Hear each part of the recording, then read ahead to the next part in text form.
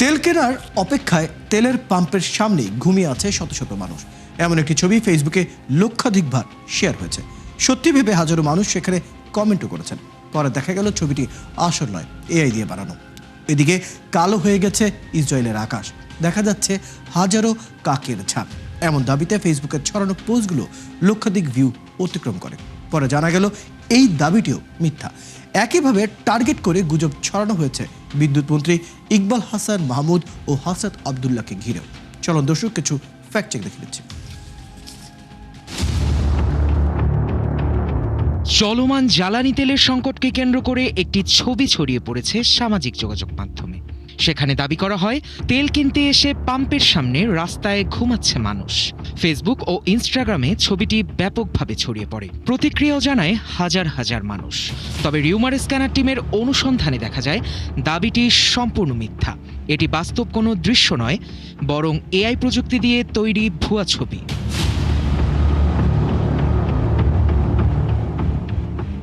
ওদিকে বিদ্যুৎ মন্ত্রী ইকবাল হাসান মাহমুদ টুকুর মন্তব্যের দাবিতে কালের কণ্ঠের লোগো সম্বলিত একটি ফটোকার্ড ছড়িয়ে পড়েছে টিকটকে। সেখানে দাবি করা হয় জামায়াতকে শেষ করে দিব। ফটোকার্ডটিতে বিদ্যুৎ মন্ত্রীর ছবিও ব্যবহার করা হয়েছে। তবে ফ্যাক্ট চেকে দেখা যায় দাবিটি সম্পূর্ণ ভুয়া। কালের কণ্ঠ এমন কোনো ফটোকার্ড প্রকাশ করেনি। আসল ফটোকার্ড সম্পাদনা করে অতিরিক্ত বক্তব্য যুক্ত করা হয়েছে। আবার সংসদে দাঁড়িয়ে রাষ্ট্রপতিকে কটাক্ষ করায় নাকি সংসদ সদস্যের পদ হারিয়েছেন হাসনাত আবদুল্লাহ, এমন দাবিটি ভাইরাল হয়েছে প্রায় সবকটা সামাজিক মাধ্যমে। দাবিটি শত শত অ্যাকাউন্ট থেকে ছড়িয়ে পড়লে তৈরি হয় উত্তেজনা। বহু মানুষ যখন বিভ্রান্ত হচ্ছেন, তখন যাচাই করে দেখা গেল দাবিটি সম্পূর্ণ মিথ্যা। দাবিটিকে বিশ্বাসযোগ্য করতে এআই প্রযুক্তিতে তৈরি করা হয়েছে নানা চটকদার থাম্বনেইল। কোনো সূত্র উল্লেখ না করেই এমন পোস্টটি ছড়ানো হয়েছে। এখানেই শেষ নয়। ইরান ইসরায়েল সংঘাতের প্রেক্ষাপটে ইসরায়েলের আকাশে হাজারো কাকের ঝাঁক দেখা গেছে দাবিতে একটি ভিডিও ও একটি ছবি বিভিন্ন সামাজিক মাধ্যম ও গণমাধ্যমে ছড়িয়ে পড়েছে। পোস্টটি ব্যাপক আলোচনার জন্ম দেয়, কিন্তু ফ্যাক্ট চেক করে দেখা যায় দাবিটি বিভ্রান্তিকর ও ভুয়া। ভাইরাল ভিডিওটি 2024 সালের এবং ছবিটি 2022 সালের, উভয় যুক্তরাষ্ট্রের টেক্সাসের পুরনো ঘটনা। দর্শক, আজকের অপতথ্যগুলো যাচাই করতে গিয়ে দেখা গেল সামাজিক যোগাযোগ মাধ্যমে ধারাবাহিকভাবে ছড়ানো হচ্ছে নানা গুজব। এর বেশিরভাগই বিভ্রান্তি ছড়িয়ে ভিউ বাড়ানোর অপচেষ্টা। এসব গুজবের ফাঁদে না পড়তে সচেতনতা যেমন জরুরি, তেমন দায়িত্বশীল গণমাধ্যমের উপর আস্থা রাখার পরামর্শ বিশেষজ্ঞদের। শায়ক দাস, 71। দর্শক, আমরা প্রতিবেদনটি দেখে নিলাম। আগে জানিয়েছিলাম আমাদের সাথে যুক্ত আছেন প্রযুক্তি বিশেষজ্ঞ প্রতিম লালা। যাচ্ছি তার কাছে। প্রতিম লালা, আপনাকে স্বাগত জানাচ্ছি আজকের আমাদের এই আয়োজনে। প্রথমে যে বিষয়টি আমি আপনার কাছে জানতে চাই, যখনই আমরা যে বিষয়টিকে আমরা সবচেয়ে বেশি আলোচিত বা সমালোচিতগুলো দেখি, সেই বিষয়গুলো নিয়েই সবচেয়ে বেশি অপতথ্য বা গুজব সবচেয়ে বেশি ছড়ায়। উদাহরণ হিসেবে আজকে প্রতিবেদনের প্রথম যে বিষয়টি ছিল যে তেল কেনার অপেক্ষায় তেল পাম্পের সামনে শত শত মানুষ ঘুমিয়ে আছে, এমন একটি অপতথ্য বা এমন একটি গুজব সামাজিক যোগাযোগ মাধ্যমে ছড়িয়েছে, লক্ষাধিকবার শেয়ারও হয়েছে। এবং যেহেতু বিষয়টি সাম্প্রতিক, সেহেতু আমরা দেখেছি হাজারো মানুষ সেটাতে কমেন্টও করেছে। এই ধরনের যখন আমরা সমসাময়িক বিষয় নিয়ে অপতথ্য বা গুজব দেখি, সেগুলোকে ডিবাঙ্ক করা খুবই কঠিন হয়, কারণ মানুষের মাথায় ইতিমধ্যেই একটা বিষয় এই সম্পর্কিত থেকে যায়। এই বিষয়গুলো নিয়ে আমি জানতে চাই, আসলে এদের উদ্দেশ্য কি? শুধু কি ভিউ বাণিজ্য, নাকি পক্ষ বিপক্ষ কোনো বিষয় রয়েছে? কি বলবেন? প্রথমত আমাদের ভাবতে হবে যে যেসব সামাজিক মাধ্যমে আমরা ব্যবহার করছি, যেখান থেকে গুজবগুলো ছড়াচ্ছে, সেখানে আমরাই পণ্য, যারা এটা ব্যবহার করছে তারাই পণ্য, তাদের কাছে তাদেরকেই বিক্রি করা হয়। এবং সেটা রাজনৈতিক উদ্দেশ্য থাকে, সেটার সামাজিক উদ্দেশ্য থাকে, যখন যেভাবে ব্যবহার করা যায়। তো এই ক্ষেত্রে যেটা হয় যে যেহেতু ওটা ভাইরাল, সেই মুহূর্তে সবাই ওই বিষয় নিয়ে কথা বলছে, তাহলে সেখান থেকে হলে তার একটা অর্থপ্রাপ্তিযোগ্য হয়। কারণ এই মনিটাইজেশন প্ল্যাটফর্মগুলি আমাদেরকে দিয়েই মনিটাইজেশন হয়। যতগুলো গ্রাহক থাকে যারা এটা দেখে, যত শেয়ার হয়, তত বেশি তারা সেই মনিটাইজ করতে পারে। তো সেখানে যেমন আপনার আর্থিক সুবিধাটা আছে, তেমনি আছে রাজনৈতিক প্রতিপক্ষকে ঘায়েল করার চেষ্টা, সামাজিকভাবে অন্য কোনো কিছু ছড়ানো, তার মতবাদ প্রচার বেশি করা বা সেই মতবাদের লোকজনকে নিয়ে আসা। সো এই ক্ষেত্রে এই পুরো জিনিসটাই ইকোসিস্টেমের অংশ। এবং একে বলতে গেলে আপনি যেমন কিছুক্ষণ আগে বললেন যে ফ্যাক্ট চেক করা খুব জরুরি। ফ্যাক্ট চেক করা, আমি আরো একটা জিনিস তার সাথে যোগ করবো, যারা আমরা শেয়ার করছি তারা যদি লিঙ্কটা কেটে দিতে পারি, তারা যদি কোনো কিছু শেয়ার করার আগে একটু নিজেকে জিজ্ঞেস করি কিসে আমরা উত্তেজিত হচ্ছি, যেটা আমাদেরকে উত্তেজিত করবে সেটার ক্ষেত্রে আমাদেরকে একটু পজ নিয়ে একটু থেমে সেটাকে চেক করে তারপরে করলেই আমরা এর থেকে বেরিয়ে আসতে পারবো।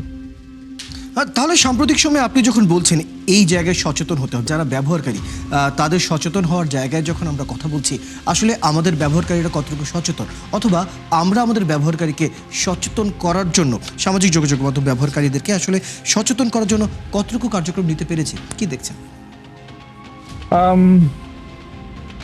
একটি জিনিস তো আছে যে আসলে এই ধরনের সচেতনতা আমরা খুব সহজে বলতে পারি যে এটা সরকারের দায়িত্ব, এটা প্রচার মাধ্যমের দায়িত্ব, গণমাধ্যম যারা আপনাদের মতো গণমাধ্যমদের দায়িত্ব।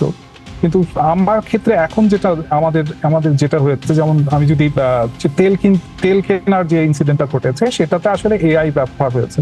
এখন প্রযুক্তি এত দ্রুত পরিবর্তন হচ্ছে, তার সাথে পাল্লা দিয়ে আমাদের রীতি বা আইন কানুনগুলোকে অ্যাডজাস্ট করা, তার সাথে সামঞ্জস্য রাখাটা খুবই কঠিন হয়ে পড়ে, বিশেষ করে আমাদের মতো রাষ্ট্রযন্ত্র বা সরকারের পক্ষে। ইভেন যারা আমরা প্রযুক্তির সাথে যুক্ত আছি তাদের পক্ষেও এটাকে সাথে সাথে কার্ভ করা বা সাথে সাথে সেটাকে নিয়ন্ত্রণে আনাটা খুবই কষ্টকর। তো এক্ষেত্রে যে মানুষটি দেখছেন, যে গ্রাহক দেখছেন, যে যিনি এটার ব্যবহারকারী, তাকে এই বিষয়ে সচেতন করার আর কোনো উপায় নেই। এবং যে কোনো এই ধরনের নিয়ন্ত্রণের তিনটা অংশ থাকে, একটা হচ্ছে কারেক্টনেস আনা, একটা হচ্ছে সচেতনতা, আর একটা হচ্ছে ফ্যাক্ট চেকের টুলগুলোকে বের করা। এই তিনোটা একসাথে ডেলিভার করার মতো ক্ষমতা এই মুহূর্তে আমাদের কেন, বড় বড় দেশগুলোরও নেই, যাদের আর্থিক সক্ষমতা আছে সেগুলো। কিন্তু সচেতনতাটা আমরা করতে পারি, সেই জায়গাটাতে কাজ করা যেতে পারে। সরকার আমি যতটুকু জানি সরকার অনেকগুলো পদক্ষেপ নিয়েছে, বাট এছাড়াও আমরা আরো কিছু পদক্ষেপের কথা বলতে পারি। যেমন কিছু দেশে সোশ্যাল মিডিয়াকে 16 বছর পর্যন্ত করার চিন্তা করা হচ্ছে, তো 16 বছরের নিচে সোশ্যাল মিডিয়া ব্যবহার করতে পারবে না। আবার সরকার ফ্যাক্ট চেকের ক্ষেত্রে কিছু উদ্যোগ নিচ্ছে। ফ্যাক্ট চেক যেভাবে গণমাধ্যম ফ্যাক্ট চেকগুলি করে, যেভাবে আপনারা ফ্যাক্ট চেকটা করেন, সেভাবে সরকার নিজে একটা প্ল্যাটফর্ম করার কথা ভাবছে বলে আমরা শুনতে পেয়েছি। সো এইটুকুগুলো হতে পারে। আমি আরেকটি বিষয় এর সাথে যুক্ত করতে চাই। আমি আসলে আমার নিজের যখন এই বিষয় নিয়ে গবেষণা করছিলাম বা জানার চেষ্টা করছিলাম, জাপানের একটি গল্প উঠে আসলো। জাপান যখন এই ধরনের অপতথ্য বা গুজব নিয়ে যখন তারা বেসামাল অবস্থায় ছিল, তারা বেশ কিছু পদক্ষেপ হাতে নিয়েছে। এক তো সরকার, যারা মিডিয়া প্ল্যাটফর্ম রয়েছে, এবং তাছাড়া যারা এইসব ফেক নিউজকে ডিবাঙ্ক করে, এই তিন ধরনের সংস্থা মিলে একটি দল গঠন করেছে যারা এই কাজগুলো করে থাকে। এছাড়াও শিক্ষা ব্যবস্থায় তারা এটাকে সচেতনতা বাড়াতে, যারা যারা আছে, যারা যুবক যারা আছে, তারা যাতে বিষয়টা বুঝতে পারে এই জন্য শিক্ষা ব্যবস্থা ইনক্লুড করা হয়েছে। এবং এছাড়াও বয়োজ্যেষ্ঠদের বোঝানোর জন্য বেশ কিছু কার্যক্রম হাতে নেওয়া হচ্ছে। এই যে উদাহরণটা, এই ধরনের কার্যক্রম কি আসলে আমরা নিতে পারি? আমরা পারি, বাট সত্যি কথা বলতে আমরা তো একটা মধ্যম আয়ের দেশের দিকে যাচ্ছিলাম। আমরা তো সেই দেশের সেই অবস্থায় আমাদের সরকারের ক্ষমতাও কতটুকু সেটা আমাদের বুঝতে হবে। আমরা এআই আসাতে এই ট্রেন্ডটা, মানে এই যে উৎফলন যেটা হচ্ছে বেশি হচ্ছে, সেটা আরো বেড়ে গেছে। সেটাকে কন্ট্রোল করার মতো, সেটা কার্ভ করার মতো বা আর্থিক সক্ষমতা আমাদের খুব কমে আসছে। বাট হ্যাঁ, করতে পারে। যেমন বৃদ্ধদের করার কথা ভাবা হয়েছে, আমরা নিজেরাই সেই বিষয়ে কাজ করছি। যারা আমরা বলি টেকনোলজির দিক থেকে একটু পিছিয়ে, তাদেরকে আরো সহজ করার ক্ষেত্রে করা যেতে পারে কিনা সেটা নিয়ে কাজ করা হচ্ছে। বাট এখনো পর্যন্ত যেটাকে আমরা বলি সরকারের তরফ থেকে একদম কংক্রিট কিছু, সেটা করতে যাওয়া আসলে একটু ডিফিকাল্ট। বাট আপনি যেটা বললেন যে জাপানে যে শিক্ষা ব্যবস্থায় ঢোকানো হয়েছে, সেটা ঠিক আছে। বাট আমি এর সাথে এটাও বলবো, প্রযুক্তি খুব দ্রুত পাল্টাচ্ছে। এমনকি আমাদের কেন, কোনো দেশের শিক্ষা ব্যবস্থায় এটাকে অ্যাডাপ্ট করার মতো অবস্থা এখন নেই। আমাদেরকে এই নিয়ে আরো একটু, হয়তো সমাজের যারা দার্শনিক আছেন, যারা দর্শন নিয়ে কাজ করেন, তারা এই এথিক্স নিয়ে, এআই এথিক্স নিয়ে কাজ করেন, তাদের এই বিষয়ে একটু এগিয়ে আসতে হবে। প্রথমে আমরা এই বিষয়টি নিয়ে আরো আলোচনা আপনার সাথে করবো। প্রথমে যেটি আমি আপনার কাছে জানতে চাচ্ছি, আমরা একটি লম্বা সময় যাবত যত এআই এগোচ্ছে, যত কৃত্রিম বুদ্ধিমত্তা উন্নত হচ্ছে, তার সাথে সাথে অপতথ্য এবং গুজবের যে বিস্তারিত কাজ সেটাকে আমরা পরিকল্পিতভাবে এগোতে দেখছি। সাম্প্রতিক সময়ে আমরা নানা ধরনের গুজব দেখেছি এবং যেগুলোকে আমরা দেখেছি বুস্ট করে, অর্থাৎ টাকা খরচ করে বুস্ট করা হচ্ছে এবং খুবই পরিকল্পিতভাবে এমন এমন সব জায়গার মধ্যে ছড়ানো হচ্ছে যাতে করে যেখানে সেটি সবচেয়ে বেশি প্রভাবিত করতে পারে। যখন আমরা একটি পরিকল্পিত কাজ দেখছি, তাহলে আপনি কি মনে করেন এই ক্ষেত্রে আসলে আমাদের কি ধরনের পদক্ষেপ নেওয়া উচিত? আইনের কি কোনো নীতি, নতুন ধরন দরকার আছে, অথবা ডিজিটাল লিটারেসির জায়গাটাই আসলে কোথায় থাকলো? যে ট্রেন্ডের কথা আপনি বলছেন, এটা একটা কোঅর্ডিনেটেড এফোর্ট বলে, বা বর্ড দিয়ে অ্যাকাউন্ট দিয়ে এটা করা হয়। এবং এটা করতে গেলে সে কিন্তু সামাজিক যোগাযোগ মাধ্যমগুলি যে অ্যালগোরিদমে চলে সেটাকেই কাজে লাগে। অর্থাৎ ধরুন আপনি যে ধরনের জিনিস দেখতে পছন্দ করেন সেই জিনিসকেই আপনাকে বারবার দেখানো হয়, আপনি কিন্তু বিরুদ্ধ মত খুব একটা দেখতে পান। তো তাতে যেটা হয় যে আমি যদি সেটাকে কাউন্টার করে কেউ যদি সেটা লেখে, সেটা আপনার কাছে সহজে পৌঁছায় না। যে অপতথ্যটা পাচ্ছে তার কাছে সঠিক তথ্য আসার জায়গাটা বন্ধ হয়ে যায় শুধুমাত্র এই অ্যালগোরিদমের কারণে। তো আপনার কথাটা সঠিক, সারা পৃথিবী জুড়ে চিন্তা করা হচ্ছে যে এটাকে এই অ্যালগোরিদম মানে যারা এই সোশ্যাল মিডিয়াগুলি চালায় সেই প্ল্যাটফর্মগুলোকে কোনোভাবে নিয়ন্ত্রণে আনা যায় কিনা। কিন্তু প্রযুক্তির যে জায়গা থেকে যদি আমি বলি, এই ধরনের করে আনাটা খুবই কষ্টকর। কারণ সেখানের সাথে যে বুস্ট করছে সে কিন্তু জানে টাকাটা সে খরচ করছে সেটা আবার ফেরতও আসবে, কারণ তার যত বেশি শেয়ার হবে, যত বেশি সেটা চলবে, তত তার লাভ। সে তাকে যারা টাকা দিয়েছে বুস্ট করা সেখান থেকে পাবে, অথবা তার কোনো না কোনো উদ্দেশ্য সফল হবে। এভাবে মার্কেটিংটাই চলছে, পুরো সোশ্যাল মিডিয়ার জায়গাটাই তৈরি হয়েছে এখানে। তো এটা একটা নেসেসারি ইভিলের মতো দাঁড়িয়ে গেছে। আমাদের যেমন কমার্স, ই কমার্স পুরোটাই এই সোশ্যাল মিডিয়া এবং অন্যান্য প্ল্যাটফর্মগুলি, মানে ফ্রি প্ল্যাটফর্মগুলির উপরে দাঁড়িয়ে আছে। তো এই নিয়মগুলি যে করতে হবে, নিয়মগুলির থেকেও যে নিয়মগুলি আছে সেটাকে কতটুকু করা যায় আমাদের সক্ষমতা বাড়াতে হবে। আমরা যত তাড়াতাড়ি সম্ভব আমাদের দেশের জন্য যদি আমরা এআই তৈরি করতে পারি, কারণ এখন তো আমরা যখনই আমি ভার্চুয়াল ওয়ার্ল্ডে বা সাইবার ওয়ার্ল্ডে যাচ্ছি তখন কিন্তু আসলে আমার দেশের বাউন্ডারিটা আর থাকছে না। আমি আমেরিকাতেও যেতে পারছি, ওখানে কি হচ্ছে সেটাও দেখতে পাচ্ছি। সো এই জায়গাটা আমাকে কোনো নিয়ম দিয়ে আটকানো সেখানে খুবই কষ্টকর। তাহলে প্রতিমলাল, আপনি কি মনে করেন যে আমরা একটি দীর্ঘ সময় নানা ধরনের সেন্সিটিভ তথ্য কিন্তু গুজবের মতো করে ছড়াতে দেখেছি, যেটা নিয়ে মানুষ নানাভাবে প্রভাবিত হয়েছে, কিন্তু এখন পর্যন্ত আমরা দৃষ্টান্তমূলক কাউকে কিন্তু শাস্তির আওতায় আসতে দেখছি না। শাস্তির আওতায় আনা কি সুযোগ রয়েছে? একদম নেই বললে ভুল হবে। আমি সেজন্যই বলছিলাম যে সমাজে সবাইকে কোঅর্ডিনেটেড এফোর্ট হতে হবে। মানে আমরা হয়তো সবসময় প্রযুক্তির জায়গা থেকে বলছি, সবাই আমাদের দিকে তাকিয়ে থাকে যেটাকে বন্ধ করতে হবে, কিন্তু প্রযুক্তি দিয়ে আসলে কিছু জিনিস সবসময় সবকিছু বন্ধ করা যায় না। এটা অনেকটা হয়তো চীনের মতো যদি একটা বদ্ধ সোসাইটি হয় যেখানে সবকিছুই তাদের নিজস্ব আছে, সেরকম করা যেতে পারে, সেখানে সবকিছুই মনিটর, কিন্তু সেটাও আমাদের জন্য আসলে খুবই ডিফিকাল্ট একটা জিনিস, বা বিশেষ করে আমাদের আর্থসামাজিক অবস্থায় এই ধরনের জিনিস করাটা খুবই খুবই কষ্টকর।